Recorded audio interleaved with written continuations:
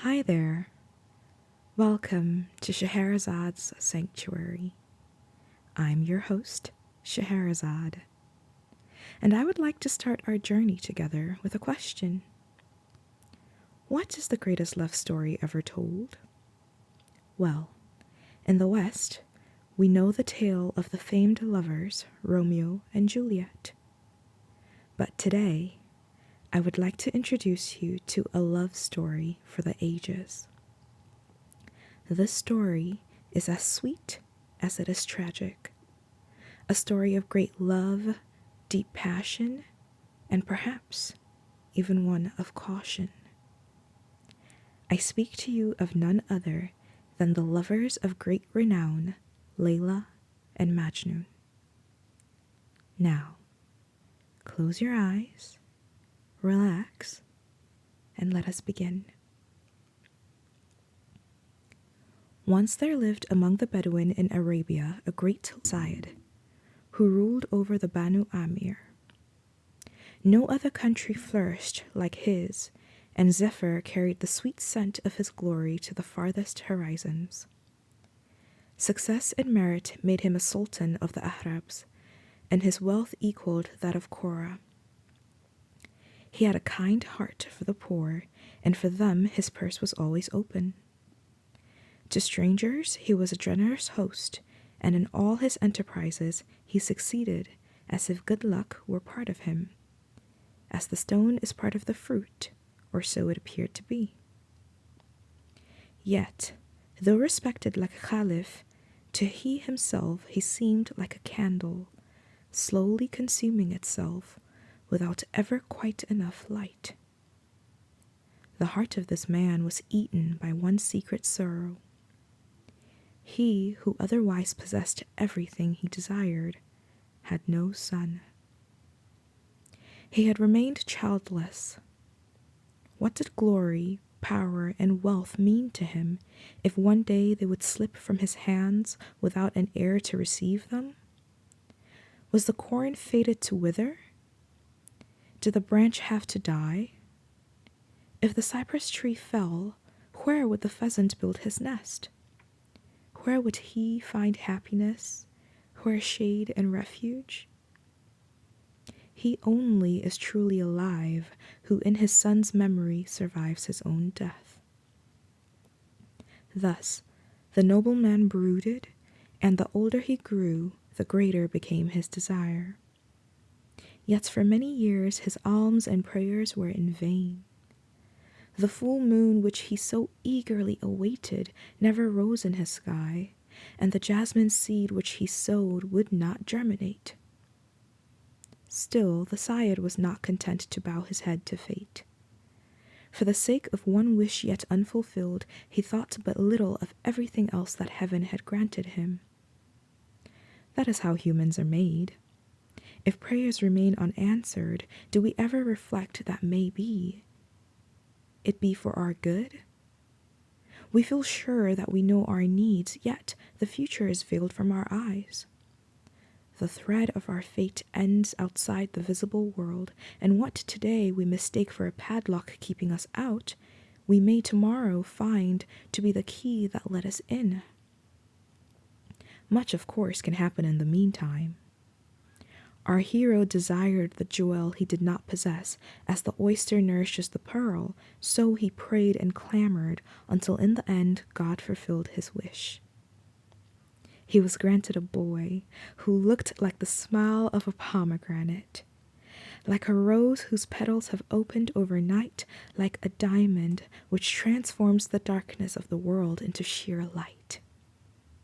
Delighted, the happy father opened wide the doors of his treasury. Everyone was to share his happiness, and the great event was celebrated with shouts of joy and words of blessing. The child was committed to the care of a nurse, so that under her watchful eye he should grow big and strong. So he did, and every drop of milk he drank was turned in his body into a token of faithfulness. Every bite he ate became in his heart a morsel of tenderness. Each line of indigo drawn on his face to protect him against the evil eye worked magic on his soul. All this, however, remained a secret, hidden from every eye. 2 weeks after his birth, the child already looked like the moon after 14 days, and his parents gave him the name of Chayes. A year went by, and the boy's beauty grew to perfection. As a ray of light penetrates the water, so the jewel of love shone through the veil of his body. Playful and joyful, he grew year by year, a carefully protected flower in the happy garden of childhood. When he was 7 years old, the violet-colored down of his first beard began to shimmer on his tulip cheeks, and when he had reached his first decennium, people told the story of his beauty like a fairy tale. Whoever saw him, if only from afar, called upon the heavens to bless him. Now, the father sent the boy to school. He entrusted him to a learned man to whom distinguished Arabs took their children, so that he should teach them everything of use in this world. Instead of playing, they were now to study in earnest, and if they went a little in fear of the strict master, there was no harm in that. Soon, Chayes was one of the best pupils. He easily mastered the arts of reading and writing, and when he talked, it was as if his tongue was scattering pearls. It was a delight to listen to him. But then, something happened which no one had foreseen. Listen. Among his fellow pupils were girls. Just like the boys, they came from noble families of various tribes. One day, a beautiful little girl joined the group, a jewel such as one seldom but sees. She was as slender as a cypress tree. Her eyes, like those of a gazelle, could have pierced 1,000 hearts with a single unexpected glance. Yes, with one flicker of her eyelashes, she could have slain the whole world. To look at, she was like an Arabian moon. Yet, when it came to stealing hearts, she was a Persian page. Under the dark shadow of her hair, her face was a lamp, or rather a torch, with ravens weaving their wings around it. And who would have thought that such overwhelming sweetness could flow from so small a mouth? It is possible, then, to break whole armies with 1 grain of sugar? She really did not need rouge. Even the milk she drank turned into the color of roses on her lips and cheeks, as she was equipped with lustrous eyes and a mole on her cheek even when her mother brought her into the world. The name of this miracle of creation was Layla. Does not Layl mean night in Arabic? And dark as the night was the color of her hair. Whose heart would not have been filled with longing at the sight of this girl? But young Chayes felt even more. He was drowned in the ocean of love before he even knew that there was such a thing. He had already given his heart to Layla before he understood what he was giving away. And Layla? She fared no better. A fire had been lit in both, and each reflected the other. What could they have done against it? A bearer had come and filled their cups to the brim. They drank what he poured out for them. They were children and did not realize what they were drinking. No wonder they became drunk. He who is drunk for the first time becomes deeply drunk indeed, and heavily he falls who has never had a fall before. Together they had inhaled the scent of a flower, its name unknown, its magic great. As yet, no one had noticed, so they went on drinking their wine and enjoying the sweet scent. They drank by day and dreamed by night, and the more they drank, the deeper they became immersed in each other. Their eyes became blind and their ears deaf to the school and the world. They had found each other. While all their friends were toiling at their books, these two were trying other ways of learning, reading love's grammar in each other's looks. Glances to them were marks which they were earning. Their minds were freed from spelling by love's spell. They practiced writing notes full of caress. The others learned to count, while they could tell that nothing ever counts but tenderness. How happy this first flowering of love for Ghais and Layla. But can such happiness last? Was not a shadow already falling over their radiance? Even if the children did not notice it, what do they know about the ways of this world? They did not count hours or day until suddenly disaster struck.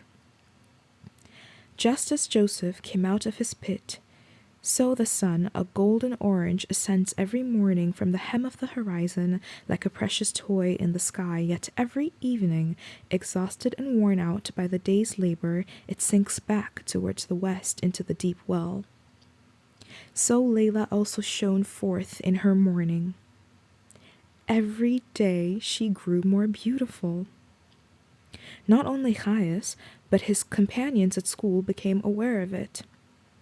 Openly or secretly, they began to stare at her, and if they caught only a glimpse of her chin shaped like a lemon with little dimples, they felt like ripe pomegranates full of juice, ready to burst with desire.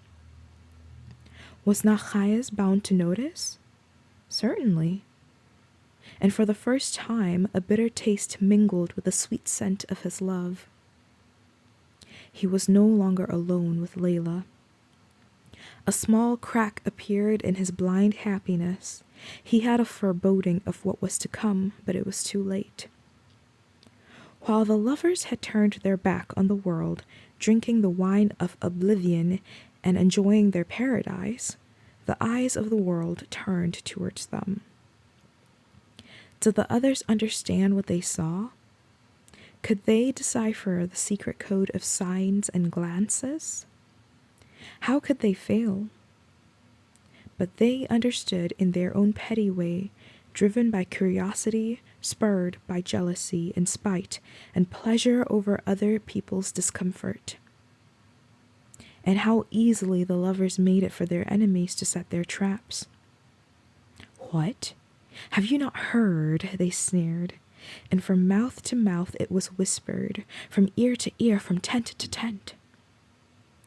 When wagging tongues abused what was fair, their eyes and lips could now no longer shield, caught by the gossip in the square, the tender secret which each glance revealed. Hard is the awakening for people so deeply intoxicated by their dreams. Now Layla and Ghais began to notice the pointing fingers, to hear the reproaches, the derision, the whispers behind their backs, to see strangers' eyes watching, spying, following. Suddenly, they realized their blindness. Why had they never noticed the hunters and their weapons? Now they tried to mend the torn veil, to protect their naked love from the world, to hide their longing for each other, to tame their glances and to seal their lips. They sought to be cautious and patient, but what use? Like the musk deer, love, betrayed by its scent, cannot hide. Like the sun, it penetrates clouds. Caution and patience are no chains for a lover already chained by 1,000-fold by the tresses of his beloved. Ghais' soul was a mirror for Layla's beauty. How could he remain silent about all he saw in it? How could he avert his glance from the fountainhead of his life? He tried, but his heart was no longer at one with his reason. If reason asked him to avoid his love, his heart fell ill with longing for her. Away from her, Caius found no peace, yet searching her out was to imperil both. Was there a way out? The youth could not see any, and his heart suddenly lost its balance, like a beast of burden which stumbles and falls when the load on its back suddenly breaks loose. But those who never stumble nor fall looked on and said, "He is a Majnun, a mad man." Soon everyone knew, and the more people saw and heard of him, the madder he appeared. But he did nothing to pacify those who reproached him. On the contrary, he walked among them, praising Layla's beauty like a sleepwalker recalling a dream in the middle of the day. Who would do such a thing? Disaster took its course. Too many hounds were chasing the stag, tongues hanging from their ravenous mouths, barking and growling, panting and jeering. It became too much for Layla's people. Was not the girl's honor also that of her family? More that of her whole tribe? Was it right that this mad fellow, this Caius of the Banu Amir, should play around with her until her name became a laughingstock? From now on, Layla's parents kept their daughter at home. They guarded her carefully and saw to it that Caius had no chance to meet her. They kept the new moon hidden from the fool, the way the pastures was now blocked for the young gazelle. What could Layla do against it? She had to hide the sadness of her heart. Only when she was alone did she drop the curtain and shed lonely tears. The separation from his beloved robbed the youth of his home, and if Layla wept secretly, he openly displayed his unhappiness for everyone to see. He appeared now here, now there. He wandered about in the small alleys between the tents and in the bazaars where the merchants and artisans have their stalls. He walked aimlessly, driven only by his aching heart, without heeding the staring eyes, tears springing under his eyelashes like wild mountain streams. All the time he sang melancholy songs such as lovers are wont to sing in their misery. When he passed by, people around him shouted, "Look! The Majnun! Majnun is coming! Majnun!" The reins had slipped from the rider's hand. His innermost being was revealed like the heart of a split fruit. He had not only lost his beloved, but also himself. Everyone saw in his face the reflection of the fire scorching his heart, saw the blood running from his wound. He was suffering because of his beloved, but she remained far away. The longer it lasted, the more Caius became Majnun. Burning like a candle, he did not sleep at night, and while he searched for a remedy to cure soul and body, both were filled with deadly pain. Each day at dusk, the ghost of his vain hopes chased him out into the desert, barefoot and bareheaded. Then strange things began to happen. Majnun had been separated from Layla, yet his longings made him the slave of his imprisoned mistress. A madman he became, but at the same time a poet, the harp of his love and of his pain. At night, when everyone was asleep, he secretly stole to the tent of his beloved. Sometimes 2 or 3 friends who had suffered the torments of love like him accompanied him on his wanderings, but mostly he was alone reciting his poems. Swift as the north wind he flew along, kissed Layla's threshold like a shadow, and returned before the new dawn. How hard it was to return! It seemed to take a year. On his way to her, he ran fast like water pouring through a trough. On the way back, he crawled, as if he had to make his way through 100 crevices thick with thorn bushes. If fate had allowed him happiness, he would never have returned home where now he felt a stranger.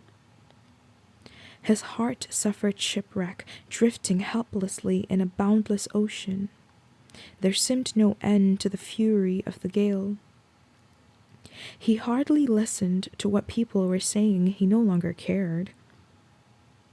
Only when he heard Layla's name did he take notice. When they talked about other things, his ears and lips were sealed. He walked about like a drunkard, weeping bitterly. He lurched, he fell, and jumped to his feet again.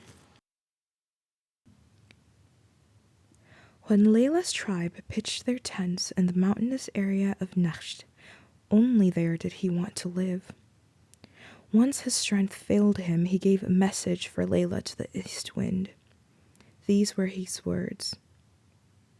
East wind, be gone early in the morning. Caress her hair and whisper in her ear.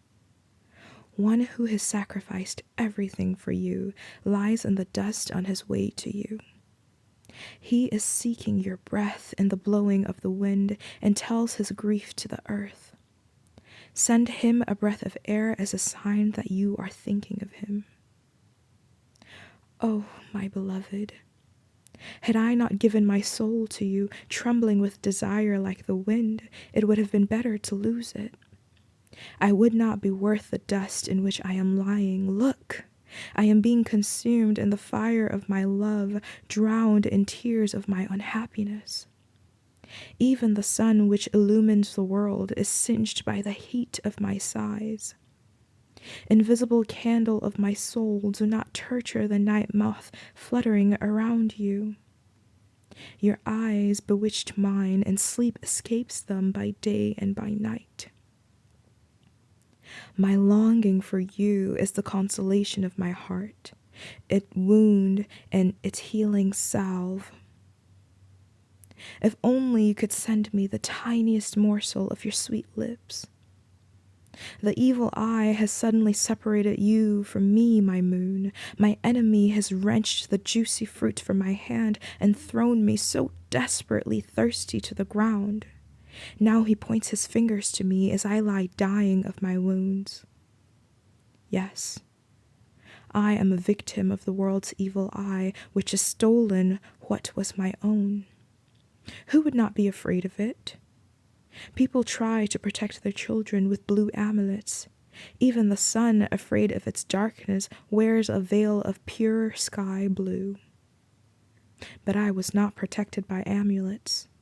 No veil covered my secret, no runes offered a hiding place for my treasure, and that is why the world could rob me of it.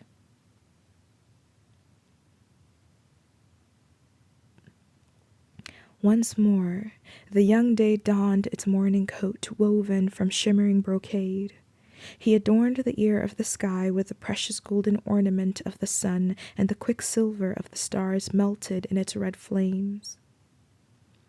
Majnun appeared together with his friends near the tent of his beloved. So far he had only come by night, wrapped in the cloak of darkness, but now he could bear it no longer. His patience was at an end. He had to see her, Layla, for whom his heart was crying. The closer he came to his goal, the less certain were his steps. Drunk with longing and confused by feverish hope, his lips trembled like the verses of the poem he was chanting. Suddenly, he stopped. In front of him, he saw the tent. And what else? Seldom do dreams become so real. The curtain was withdrawn, and in the entrance of the tent, unveiled in the light of day, clearly visible against the dark interior, Layla was sitting. Layla, his moon. Majnun sighed deeply. Now Layla saw him, and they recognized in the mirror of each other's face their own fear, their own pain and love. Neither stared. Only their eyes met, Their voices caressed each other, softly exchanging plaintive sighs, which they were used to confide to the wind and to the night. Layla was a lute, Majnun a viola. All the radiance of this morning was Layla, yet a candle was burning in front of her, consuming itself with desire. She was the most beautiful garden, and Majnun was a torch of longing. She planted the rose bush, he watered it with his tears. What should I say about Layla? She was a fairy, not a human being. How should I describe Majnun? He was a fairy's torch, a light from head to foot. Layla was a jasmine bush in spring, Majnun a meadow in autumn where no jasmine was growing. Layla could bewitch with one glance from beneath her dark hair. Majnun was her slave and a dervish dancing before her. Layla held in her hand the glass of wine scented with musk. Majnun had not touched the wine, yet he was drunk with its sweet smell. Only this encounter, brief and from afar, was permitted to the lovers. Then Majnun, afraid of the guards and spies, ran away, lest the wheel of fate should turn even this fleeting happiness into disaster. He escaped from Layla in order to find her.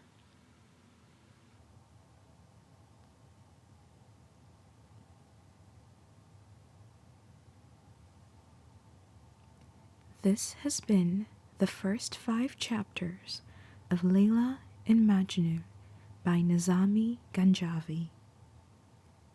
Join me next time at Scheherazade's sanctuary to reunite with our lovers and continue the telling of their tale.